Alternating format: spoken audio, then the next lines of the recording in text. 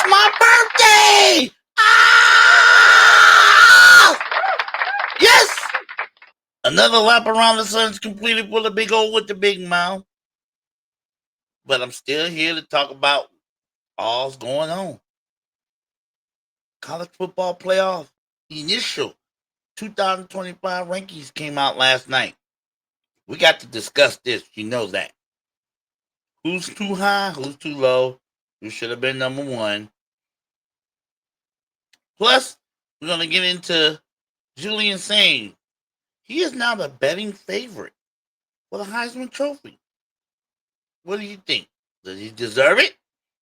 Should he be in that mix with the year he's had? We'll discuss that. Then, NFL trade deadline was yesterday. Some teams made some trades. Did it work out for them? Will it work out for them? Did some teams improve? Did some teams get worse? We're going to get into all that on my birthday edition of the Total Sports Ozone.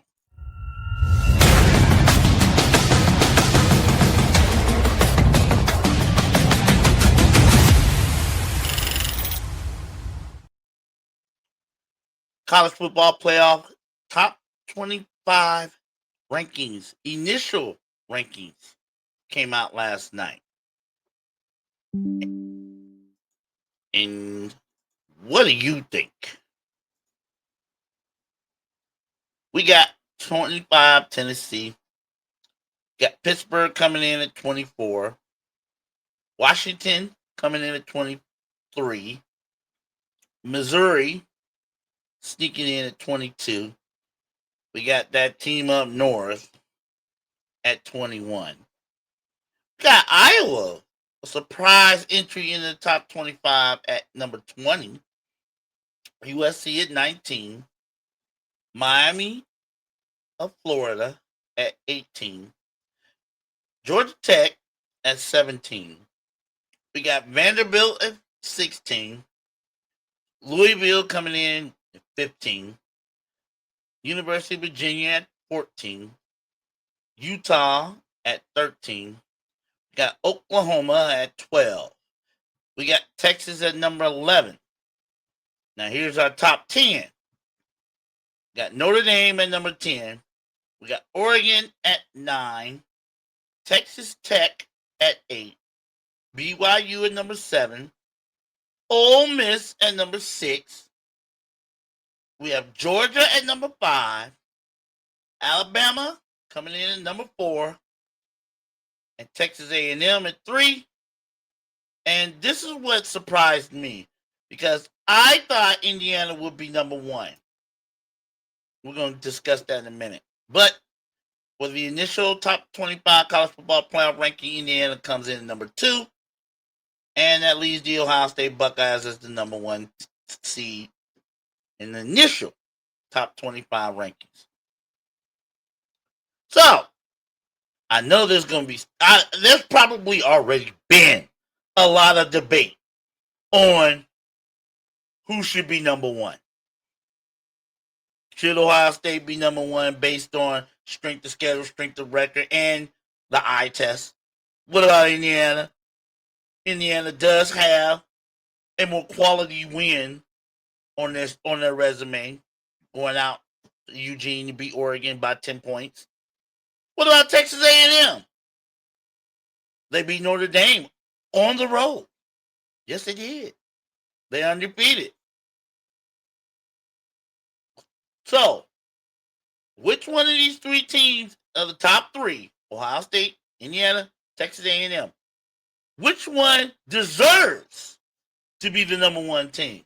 Now, as you can see, I'm a Buckeyes fan, so I got no problem with Ohio State being number 1. But, as I've said before, and I'll say it again, I'm also a realist, and I tell it like it is.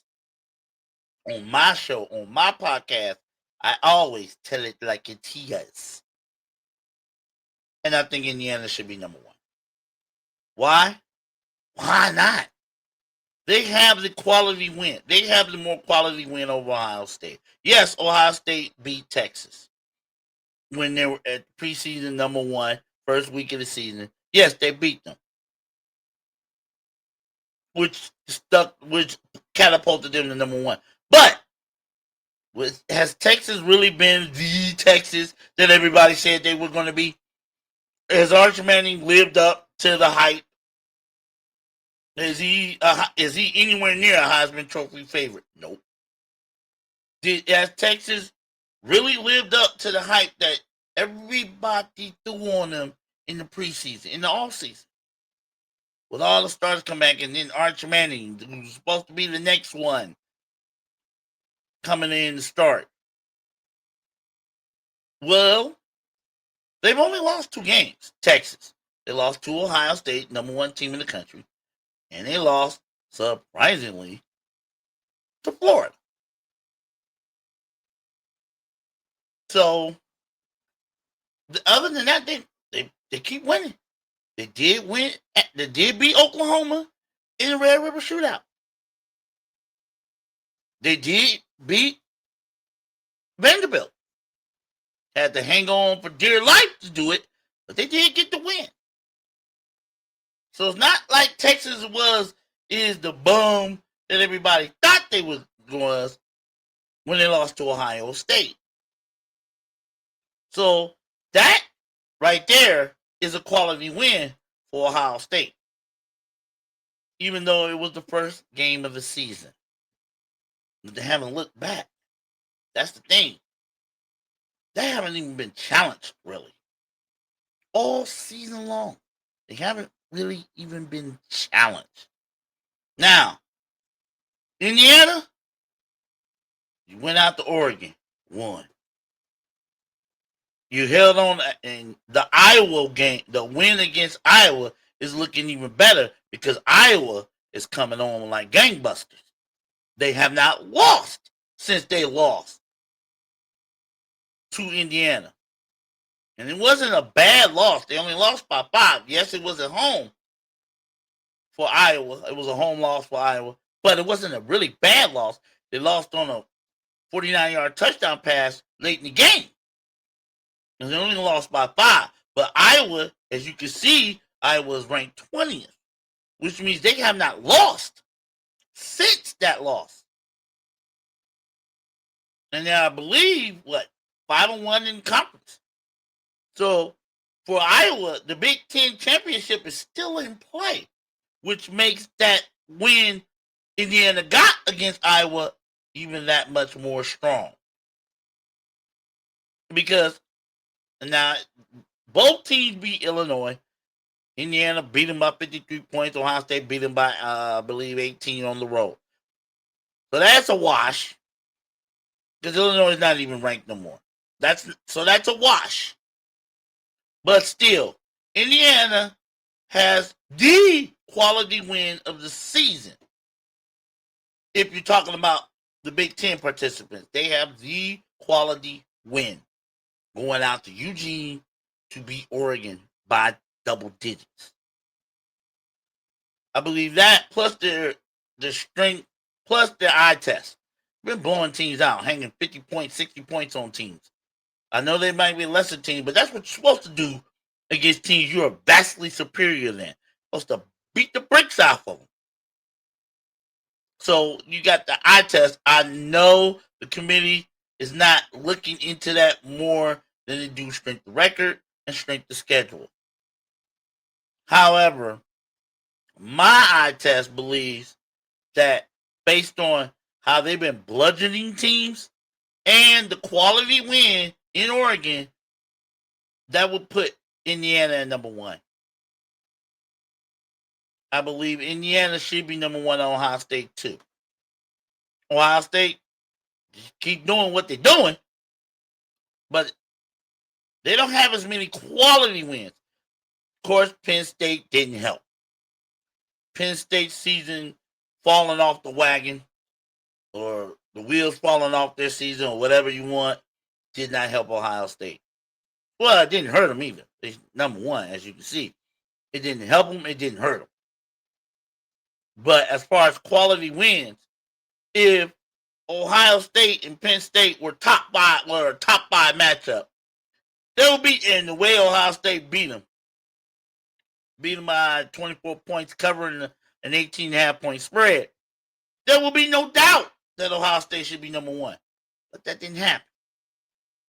I mean, they beat them. They did cover the spread. Penn State has lost 5 in a row. They have not won since the Big Ten schedule started for Penn State. So that's a wash. How about Texas A&M? They got their quality win is on road against Notre Dame. Yes, they're undefeated. Yes, they're looking good on offense. But that's their only quality win. And I believe Texas A&M is still vulnerable on defense. So, does Texas A&M deserve to be number one? Not yet. I believe Texas A&M is going to have their chances, though. They still got Texas. They still got yeah. Now everybody will say that quality win. They have another quality win, beating LSU in Baton Rouge the way they beat them, 49 or what was it, 25. LSU was garbage. So I don't want to hear the LSU narrative. They had no offense. They hadn't had no offense all year, so I don't even want to hear all that. Ooh, Texas A&M, they went down to Death Valley, Baton Rouge, and beat LSU. I believe Georgia Tech could have went down to LSU and beat them. Yes, that's right. I believe at least 2/3 of this top 25 could have went down to LSU and beat them. Why? They have no offense. They have no offense. Why do you think Brian Kelly got the boot right after that game? They haven't had no offense all year long. They had no running game. Their passing game was wishy-washy. So of course, you can score points on them. Yes, they had a decent defense, but not enough to stop the top teams. And with no offense, and I mean very little offense, I don't hear about LSU. You don't see them on this board, do you? So I want to hear about LSU. I don't know the hit. It should have been either Indiana or Ohio State. And yes, as a Buckeyes fan, die hard.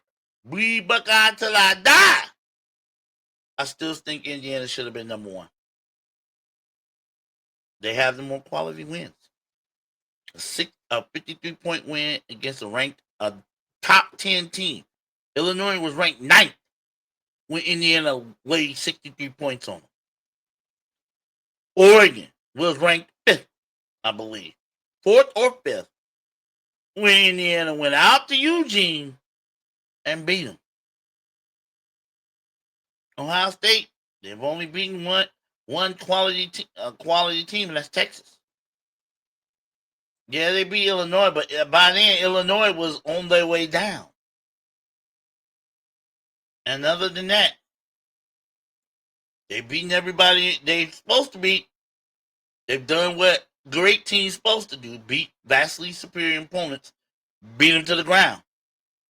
But with only I call it 1.5 quality wins versus Indiana having 2. I would have gave the nod to Indiana myself as the number one team this week in college football playoff rankings. Now let's look at some other teams. What about Notre Dame? How are they 10th? They are 10th with 2 losses. How do they do that? I have no clue. I know I wouldn't put them 10th with 2 losses. That's not happening. How you gonna rank them over Georgia Tech? That's my problem with it. Yes, Georgia Tech lost to NC State, but they only have 1 loss. Only have 1 loss. I believe Notre Dame has 2. It's that bias effect of Notre Dame and the fact that Notre Dame is an independent. Because if they were in a conference, they wouldn't be ranked that high. If they were in the ACC, like they should be, they wouldn't be ranked that high. I guarantee it. I guarantee you. What are they? 7-2 with 2 losses? No. Their saving grace, Notre Dame's saving grace is A, they hadn't lost since they lost to A&M. B, they're an independent. If they were in a conference, in any of the Power Four conference, the ACC, the Big Ten, the SEC, the Big 12, if they were in any one of those conferences with 2 losses, they wouldn't be ranked that high. They'd probably be in the top 25, but they wouldn't be 10. I don't think Notre Dame should be 10. I think they should be so. If Georgia Tech is 17 with an 8-1 record, even though I know it may not have been the greatest loss, but they still 8-1, and they still got a couple of quality wins. They still got a couple of quality wins. So how the hell is Georgia Tech below Notre Dame? I don't get it. That I don't understand. I don't understand how Notre Dame is over Texas. Really? I don't know. Maybe I think the reason why they probably over Texas is because Texas lost to a bad team, Florida. But the Georgia Tech situation, like, ain't you 8-1?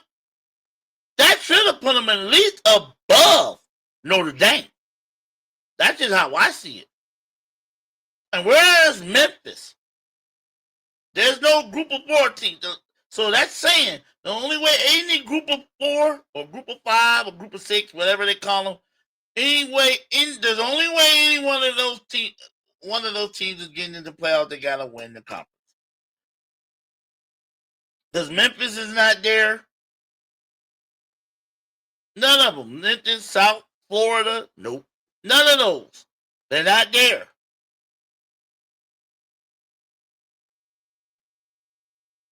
That's the bias to the Notre Dame.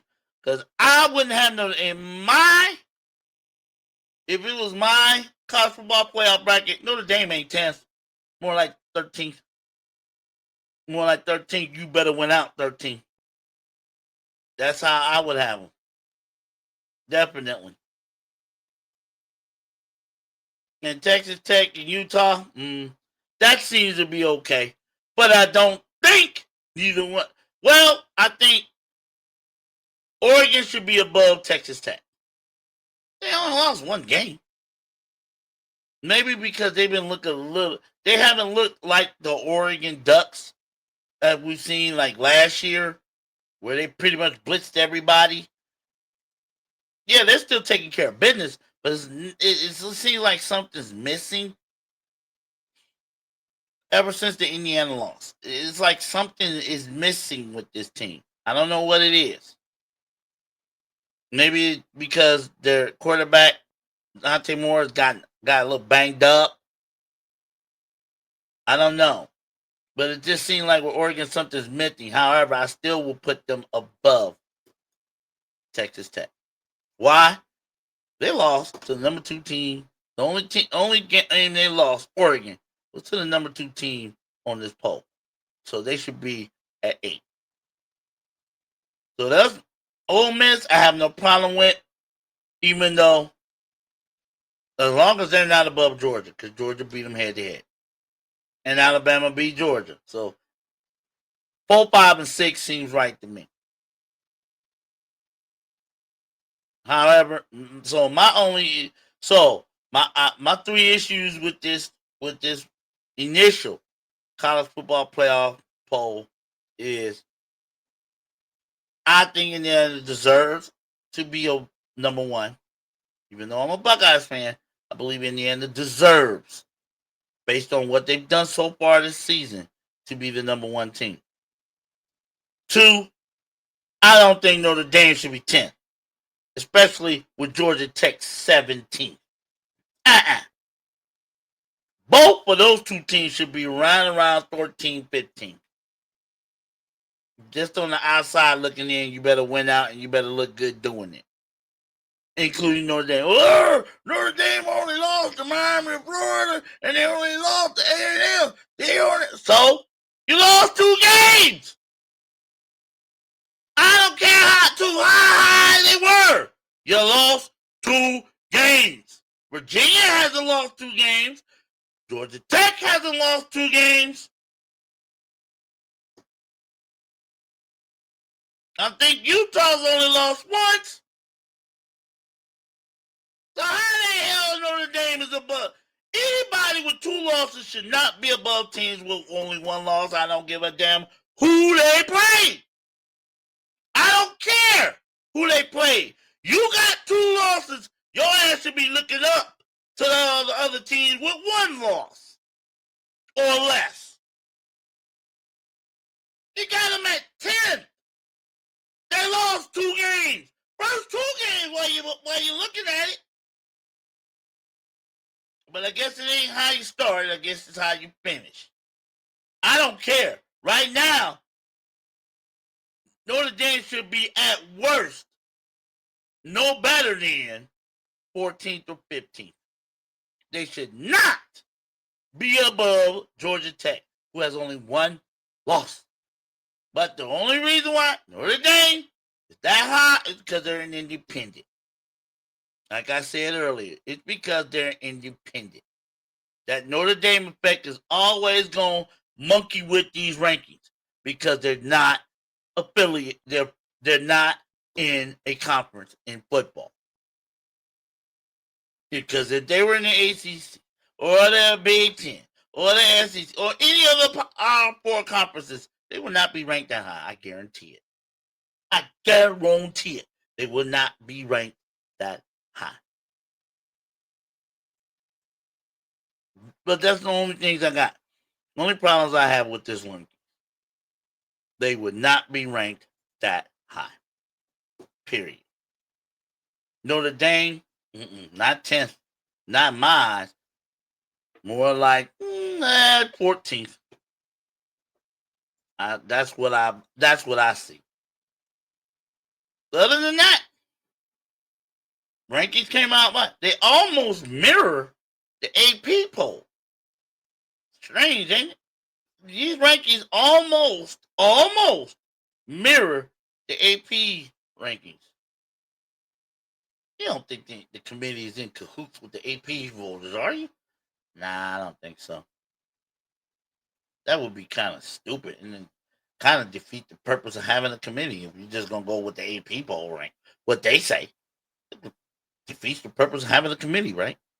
So I don't think they're in cahoots. But it does look almost to the mirror of the AP coaches poll. AP and the coaches poll. But those are the initial rankings. I know there's going to be some hot debate about Indiana, about Texas A&M. And there's even some fools out there that's going to think Alabama should be number 1. Why? Because you won 4 straight games against ranked SEC opponents without a bye. Is that your argument? What about that one the number 1, that one number 1 you have in your loss column to a bad Florida State team? You forget about that? Yes, you lost the game. Yes, I know Alabama's on the roll. Yes, I see that. But don't you dare. None of you Alabama fans out there, none of you, don't you dare come up on my podcast or any of my shorts and tell me Alabama deserves to be the number 1 team in the country. Not when you got a number 1 in your loss column. And the 3 teams in front of you don't. I don't give a damn what conference you go. Oh, Alabama, there's the SEC, we got a rubber. I don't care, you lost the game. But you didn't lose to a game in SEC. You didn't lose to an SEC team yet. You lost to a bad Florida State team out of conference. I don't want to hear it. I don't want to hear it. Nope. When all 3 of those teams in front of Alabama lose a game, then we can discuss it. Then we can discuss Alabama being number one. Until that happens, I want to hear it. I want to hear from any Bama fan. Oh, Alabama. Nope, you right where you should be. Number 4. At 4, above Georgia, above Ole Miss. You are right where you should be. Period. Other than that, who do you think is ranked too high or ranked too low in the initial college football playoff 25, top 25? That's my 2 cents. What about yours? Hit me up. Leave a comment and don't forget to like and subscribe if you like what you're hearing, like what I'm saying, or like how loud I'm saying it. Big O with the big mouth on the birthday edition of the Total Sports Ozone. Now, let's get into the Heisman Trophy race. We haven't talked about that much. It came to my shock, really, to my shock and awe, that the betting favorite to win the 2025 Heisman Trophy this year is Julian Sayin from Ohio State. It shocked me. I knew he was. I haven't, I pay attention to it. I pay attention to the betting odds and the rankings and favorite, but it just really meant nothing to me because everybody got an opinion about that. So I really didn't care. I cared when I see the ceremony or who's in and who ain't. But it surprised me that Julian Sayin is the betting favorite to win the Heisman Trophy. Currently, he's at plus 185 according to ESPN Bet, and according to FanDuel, he's at plus 150. He jumped. He jumped both Fernando Mendoza and Ty Simpson in the Heisman Trophy betting odds. Now, you ask yourself, how the heck did he do that? Simple. The boy is good. The young man can ball. You probably haven't seen him, probably because Ohio State hasn't played too many high-profile games this year, other than the Texas game. The Penn State game was supposed to be a high-profile game. It turned out to be another whole hum because Penn State's garbage. But if you haven't seen Julian Sayin, the boy is good. Well, Richard Shockmore, he is good. He is damn good. I mean, last week, he had more touchdown passes than incomplete passes. That's right. That's right. That's right. He had more touchdown passes, 4, than incompletions, 3. He was 20 to 23 for 316 yards, 4 touchdowns,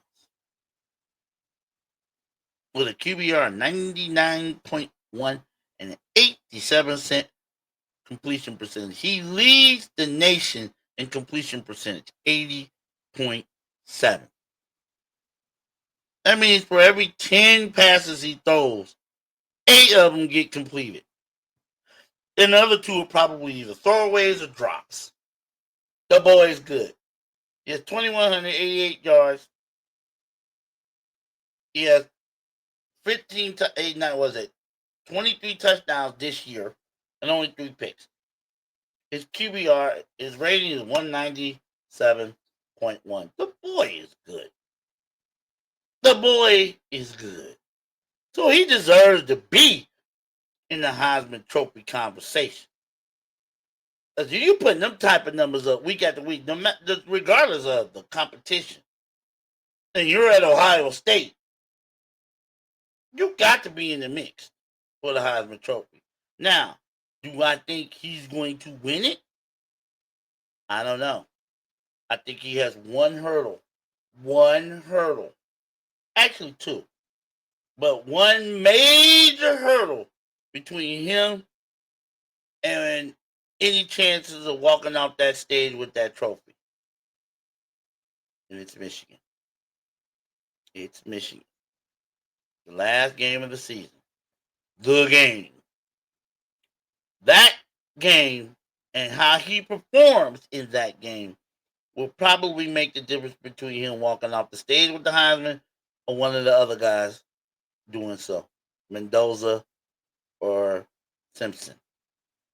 Diego Pavia, he was in the mix until he lost the game in Texas. If he'd have beat Texas, he would have been, I believe he would have been the betting favorite. Diego Pavia from Vanderbilt. But since they lost that, I think that knocked him out of it. He's still in the conversation, but I don't think he'll win. It really is down to Fernando Mendoza, Julian Sayin, and Kyle Simpson. It's between those three. But Julian Sayin, he's worked his way into that mix. And he's just been quietly going about his business. But the boy's good. I mean, he should be good when you got three, you know they're going to be playing on Sunday next year or the year after, wide receivers in your weapon arsenal. Carnell Tate, Jeremiah Smith, Brandon Ennis, and then don't forget the tight end. I mean, everybody eating. That's the good thing. That's what I like about Julian Sayin. He ain't just been zeroing in on just one target. And he could have easily done that. He has the best wide receiver in the country on his team, and that's Jeremiah Smith. He could have easily just zeroed in on him and pumped his numbers up. But no, everybody on the offense eating. Jeremiah Smith, he getting a little piece of the pie. Carnell Tate getting a great big piece of the pie. Don't forget about Brandon and don't forget about the tight ends. He loves the tight ends, especially in short yardage. Short yardage near the goal line, he loves those tight ends. So everybody with Julian Sayin, everybody eats. Ain't nobody gonna go hungry on this offense. Everybody gonna get a little something to eat. That's why I think he deserves to win the Heisman. He spreads the love. He ain't just zeroing in on this one or just that one or that target or this target. If you're open, he gonna find you. That's simple as that. And he can make all those roles. He's done that. And if he's open, it don't matter who you are. If you're the tight end, you're the X receiver, you're the wide receiver, you're the hot read, whoever. If you're open, he gonna hit you. He gonna find you. And he finds you at an incredible rate. 80.7% completion percentage. The numbers don't lie. The numbers are what they are. And the numbers say, oh yeah, he deserves to be in the Heisman Trophy conversation. No doubt about it. Now you can say, oh, he doesn't play everybody. Oh, I don't care what. If he was lousy against weak competition, then you can have an argument. But he's been doing what he's supposed to do against lousy competition. He's been eating them up and spitting them out and going next. That's what you're supposed to do. And that's what he's been doing. So you can't argue with the stats. You can argue about this person or that person's stats, but his stats match up well, both the others, Mendoza's and Simpson's. His stats match up rather well. So do I think, like I said, do I think he'll win the Heisman? The only thing, he has, like I said, he has one obstacle in front of him from the Heisman, and that's Michigan. If he has a Heisman moment or just win the game in Ann Arbor and break that 4-game losing streak that Ohio State has to Michigan, lock it down. He's going to win the Heisman. No matter what happens in the postseason, lock it down. He'll win the Heisman. I'm saying that right now, right here. That's the game is going to determine if Julian Sayin is a Heisman Trophy winner. The Michigan, the game. That team up north. It always comes down to that team up north. And it's going to come down to that again this year. So in about 3 weeks, we're gonna find out if Julian Sayin is truly a Heisman Trophy winner. Big O with the big mouth on the birthday edition of Total Sports Ozone. Now, we're gonna pivot away from college football, going into the NFL real quick. As you all know, NFL trade non-waiver trade deadline was yesterday. The NFL non-waiver trade deadline was yesterday, I believe 4 o'clock Eastern, something like that. And yes, some teams made some trades, some teams should have made some trades or better trades. Let's put it like that. Now, let's go over some of these trades. We got the Indianapolis Colts trading for Sauce Gardner of the New York Jets. I like this trade. I like this trade a lot. It tells me a lot about the Colts. They're going all in. They know they having problems with the secondary. They know their pass defense is a little suspect, and they're doing what is needed to beef it up, to try to bring it to some semblance of normalcy. And why not Sauce Gardner? Yes, he only has 3 interceptions, but quarterbacks don't usually throw his way. So he could be that lockdown cornerback that the coach needs in his secondary to allow the free safety, strong safety to roam the field without having to worry about covering Gardner. They can leave. That's one of those cornerbacks, Sauce Gardner, that you can leave on the island with most receivers, not all of them, but most of them. You can leave him on the island, and the free safety and strong safety can venture into other areas and have some dominance. I like the trade. Do I like what they give up to get him? No. You gave up a Donnie Mitchell, okay, but you gave up back-to-back first-round picks. So the Colts will not have a first-round pick for the next 2 years. I don't know if the price was a little bit steep. I don't know if the price was low enough. I think the price was a little too steep to get Sauce Gardner, a cornerback. I'm hoping it works out for the Colts, but the price might have been a little bit too steep. In my eyes, it was a little too steep. 2 first-round picks plus a wide receiver. I don't know, but I like the mentality of the Colts. They're going all in. They believe, you know, the organization. They believe in Daniel Jones.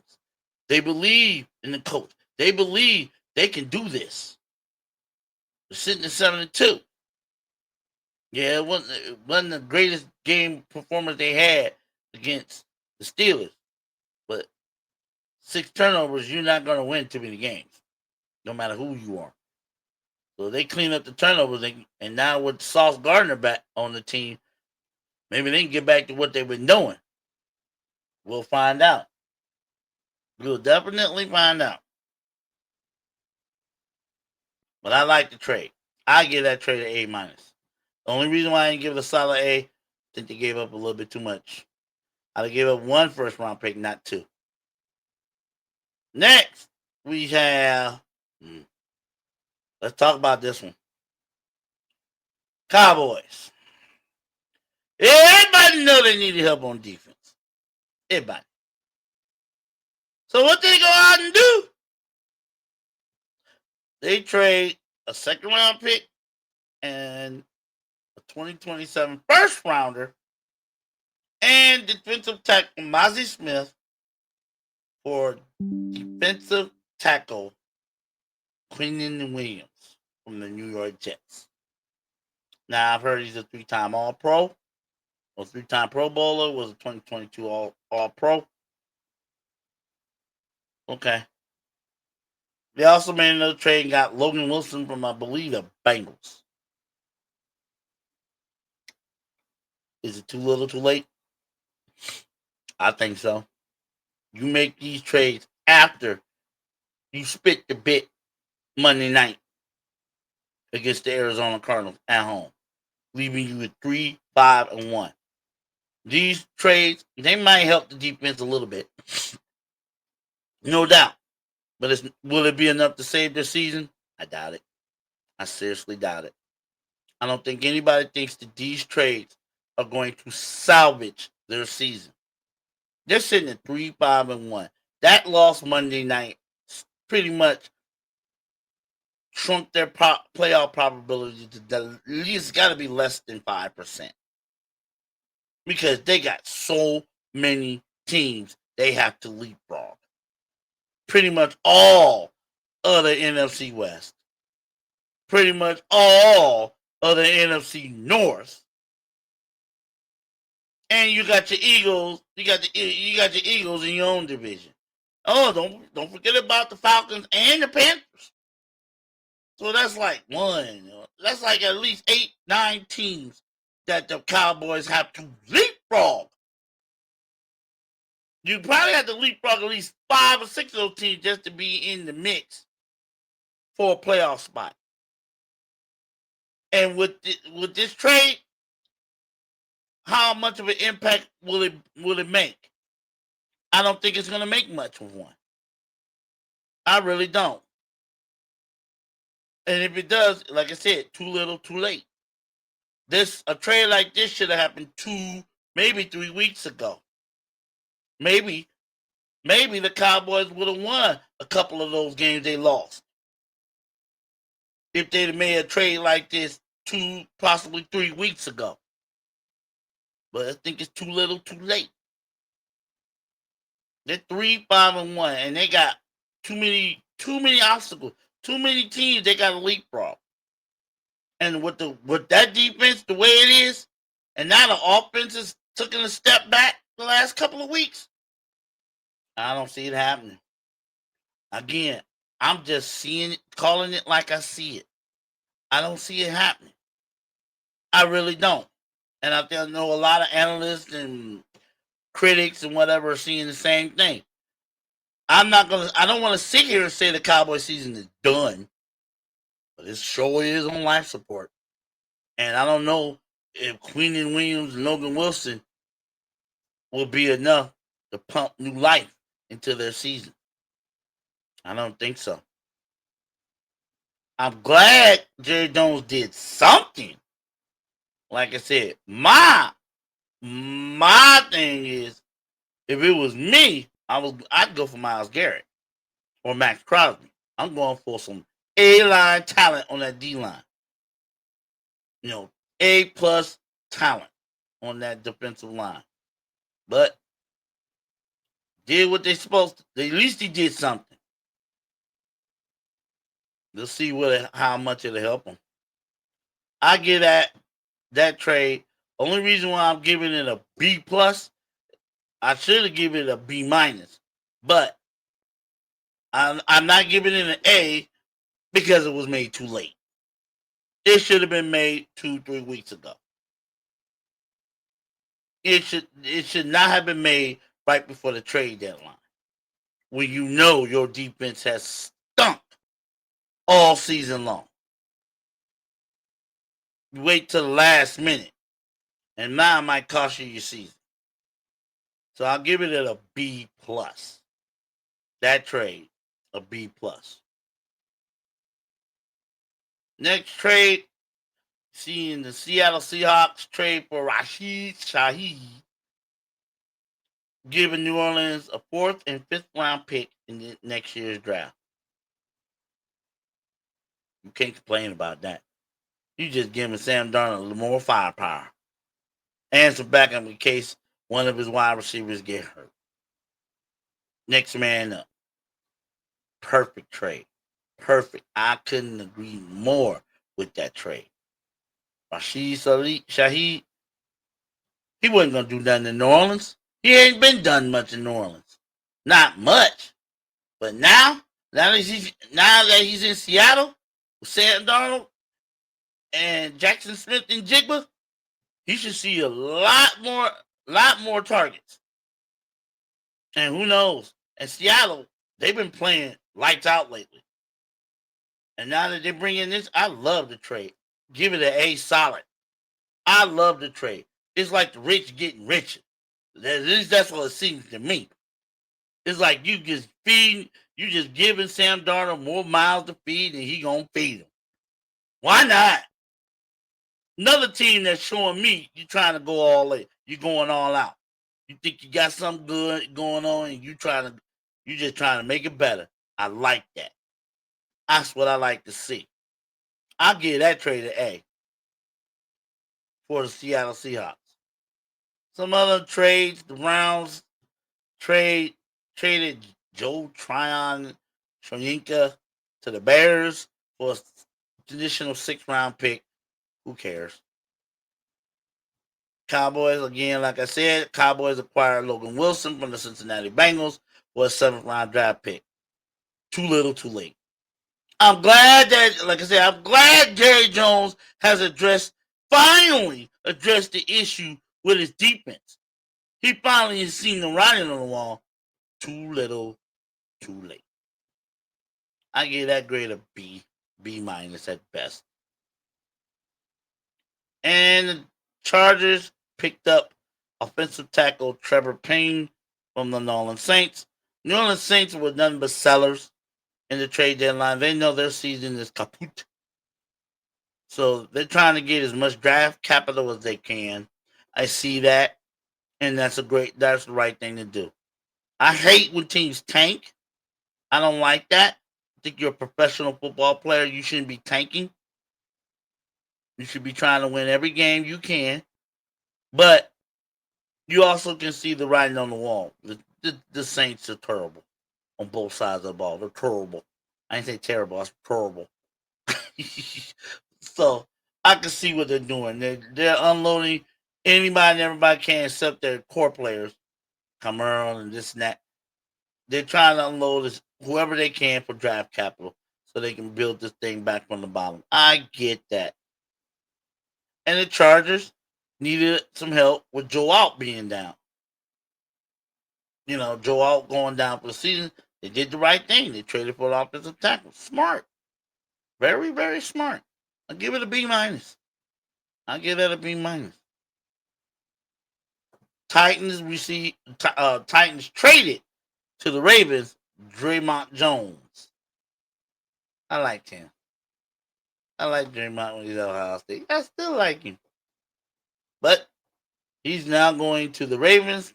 Ravens need all kind of help on defense if they want to make that run. If they want to make that run to get a playoff spot and possibly catch the Pittsburgh Steelers, they know they needed help on defense. So I like what they're doing.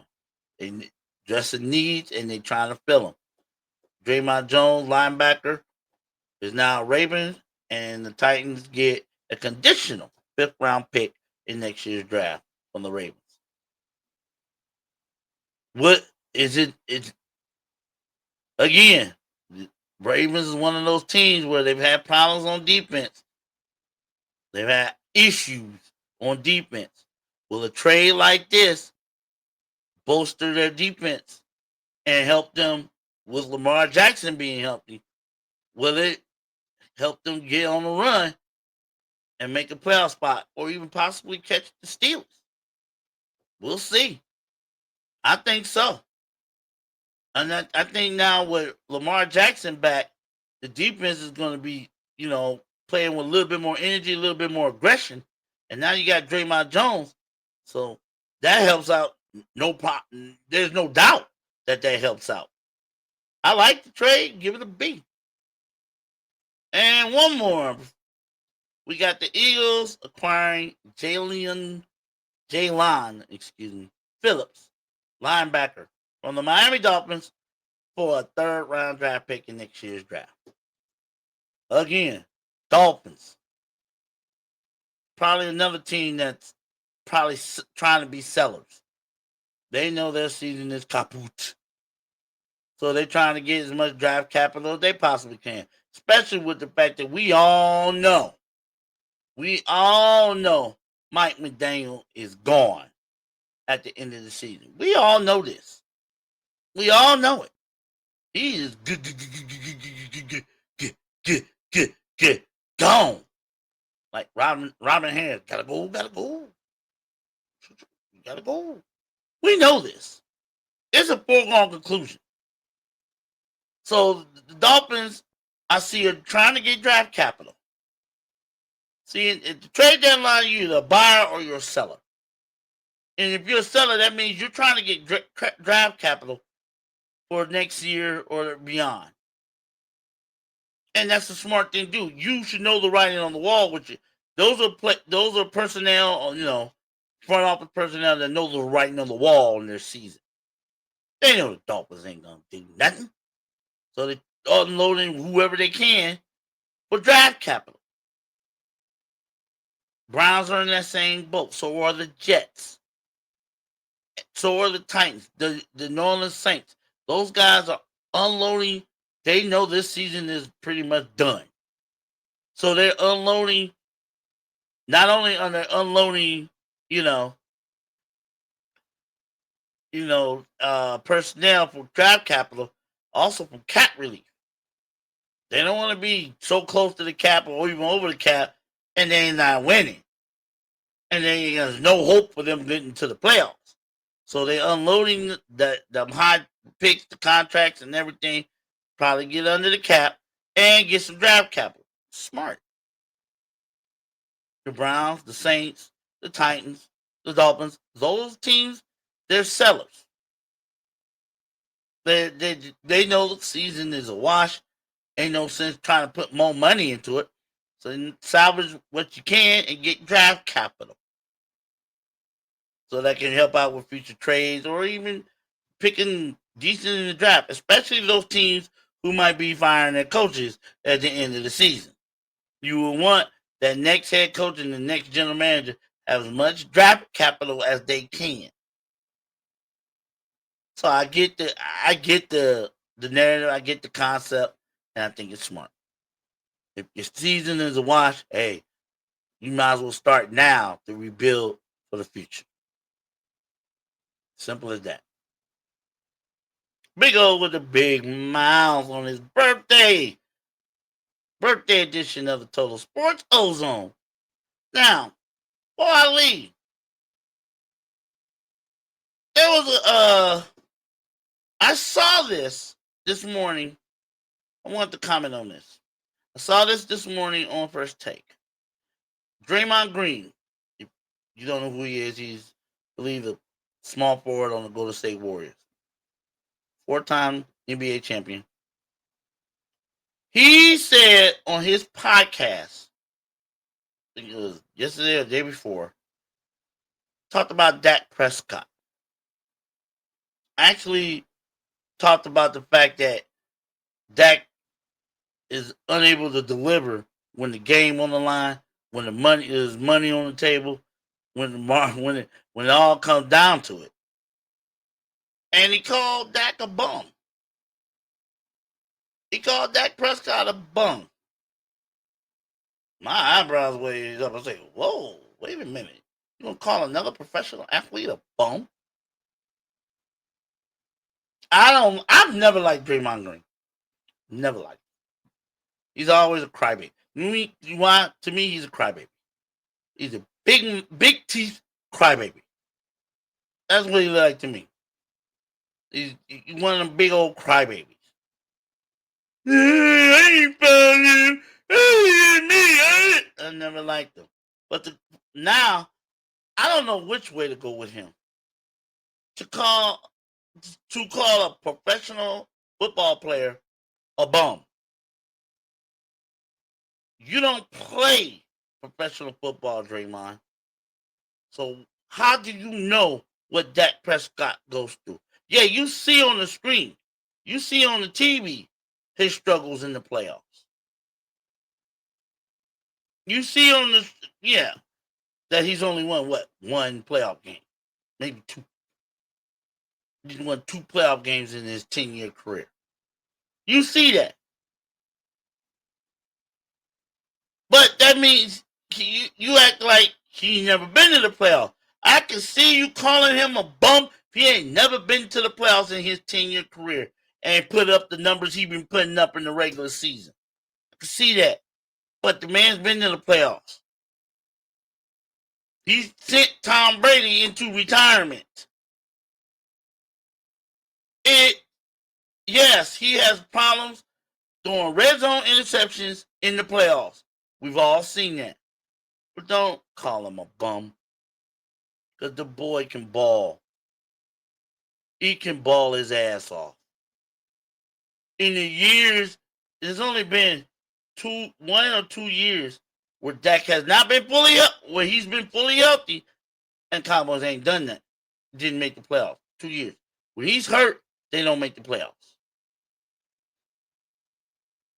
So when he's hurt, Cowboys season is over. You don't call a player that valuable to his team a bum.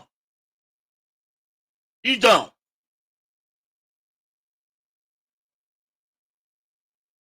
I know he probably came back later and clarified what he said about calling Dak Prescott a bum, but still, that was wrong.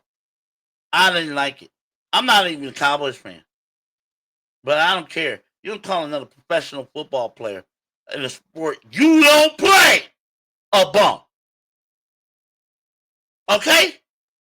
That man has been hurt multiple times. But he still comes back to play. He could have took the money and ran. But he still comes back to play. Why? Because he still believes he can win. He ain't done it yet, but he still believes he can win. You don't call a player like that a bum. And if I was Dak Prescott, I'd be demanding a freaking apology on TV, on the air, live. Not on a little podcast, live. Calling me a bum. And I bust my ass playing football and this, that, and the other. Been hurt multiple times. And you got me calling me a bum simply because I haven't been able to get it done in the playoffs? No, there are other quarterbacks out there, other teams out there that are bums. I don't think Dak's a bum. He's one of the top 10. He's a tier 1 quarterback in the National Football League. Has been for years when he's healthy. Yes, his problem is he can't get it done in the playoffs. Hopefully, in the next couple of years, he'll get the chance to right that wrong. But I'm seriously doubt he's a bum. What do you think? Leave me a comment, like and subscribe. Let me know. All right. Time for the big old with the big mouth to enjoy the rest of his birthday day. Thank you for calling. Thank you for watching. And I appreciate it. If you give me a birthday shout out, much love to you. And I'll be back tomorrow here in the Total Sports Ozone.